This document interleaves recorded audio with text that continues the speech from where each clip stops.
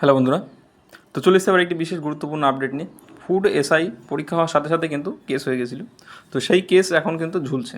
তো সেই কেসের স্ট্যাটাস কী আছে এবং পরবর্তী শুনানি কবে হবে এবং এগুলি কীরকমভাবে আছে, পরবর্তীতে যে সমস্ত শুনানি হবে সেখানে কী হতে পারে, সমস্ত কিছু তোমরা এই ভিডিওতে জানতে পারবে। তো আমরা যে অফিসিয়াল ওয়েবসাইট আছে কলকাতা হাইকোর্টের, সেখানে তোমাদেরকে দেখাবো এবং সেখানে কী আছে পরবর্তী ডেটটাও তোমরা ওখান থেকে জেনে নিতে পারবে। তো সেটা কীভাবে শুনানি হয়ে আসছে, এর আগে কতগুলো শুনানি হয়েছে, তোমরা সব কিছু কিন্তু এই ভিডিওতে আপডেট পেয়ে যাবে। তো তার জন্য বলবো অবশ্যই ভিডিওটা সবাই সম্পূর্ণটা দেখো এবং দেখার পরে যদি ভালো লাগে অবশ্যই লাইক করে, নতুন করে সাবস্ক্রাইব করে দিও এবং যদি মনে হয় ভিডিওটি হেল্পফুল হয়েছে তাহলে অবশ্যই বন্ধুদের সাথে শেয়ার করো যারা এই আপডেটটির জন্য বসে আছেন।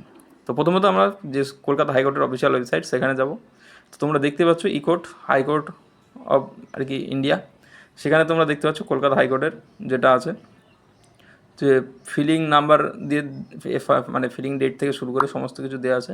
তোমরা সিএনআর নাম্বারটাও তোমরা দেখে নিও যে কেসের। তো ফার্স্ট হিয়ারিং হয়েছিল তোমাদের 2 এপ্রিল 2024-এ। তারপরে নেক্সট হিয়ারিং ডেট কিন্তু 5 অক্টোবর, এবং অর্থাৎ যখন ভিডিও রেকর্ডিং করছি, এবং এর পরবর্তীতে কিন্তু একটা ডেট আছে। Stage of case assigned matter, অর্থাৎ এর পরবর্তী দেখো state of West Bengal bench, দেখো সিঙ্গেল বেঞ্চে আছে, ডিস্ট্রিক্ট কলকাতাতে আছে, জুডিশিয়াল আছে, তোমাদের সমস্ত কিছু দেওয়া আছে। তো কজ লিস্ট নেম আছে কি ডেইলি লিস্টে, অর্থাৎ প্রত্যেক দিনের ডেইলি লিস্টে এই কেসটি ওঠে, এরকম ব্যাপার। পিটিশনার আছেন কে, অঙ্কুশ সরকার।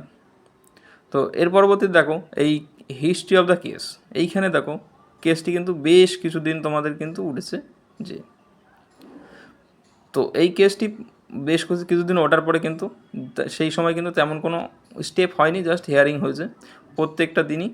এর মধ্যে কোনো দিন কেসটি হেয়ারিংও ঠিকঠাক হয়নি, জাস্ট কেস লিস্টে এসছে নাম এবং তার পরবর্তীতে যাই হোক একটা হয়ে গেছে।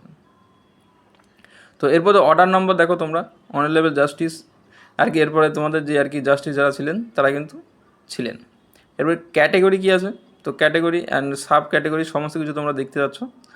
তো অবজেকশন, এইভাবে তোমরা কিন্তু সব দেখে নিতে পারবে। এর পরবর্তীতে তোমাদের যেটা দেখাবো সেটা হচ্ছে এর পরবর্তী ডেট কী আছে। 5 তারিখের পরে আবার 7 তারিখে কিন্তু কেসটি উঠবে। এটা কিন্তু computer generated date, automatic generated হয়ে যায়। তো এটা হলো বন্ধুরা মূল বিষয়। এর পিছনে তোমাদের যদি মনে হয় নিজস্ব কোনো মতামত অবশ্যই কমেন্টে জানাবে, যদি কোনো জিজ্ঞাসা থাকে অবশ্যই সেটা জানাবে। তো প্রথমত যেটা বলি যে এই কেস কিন্তু সহজে মিটবে না, কেননা এটা এখন তো সবে হেয়ারিং স্টেজে আছে, শুনানি এখনও ঠিকঠাক সেইভাবে হয়ে পাচ্ছে না। তো প্রথমত এইটা তোমাদের যদি কোনো জিজ্ঞাসা বা কমেন্ট থাকে অবশ্যই জানিও। ভিডিওটি এখানেই শেষ করছি।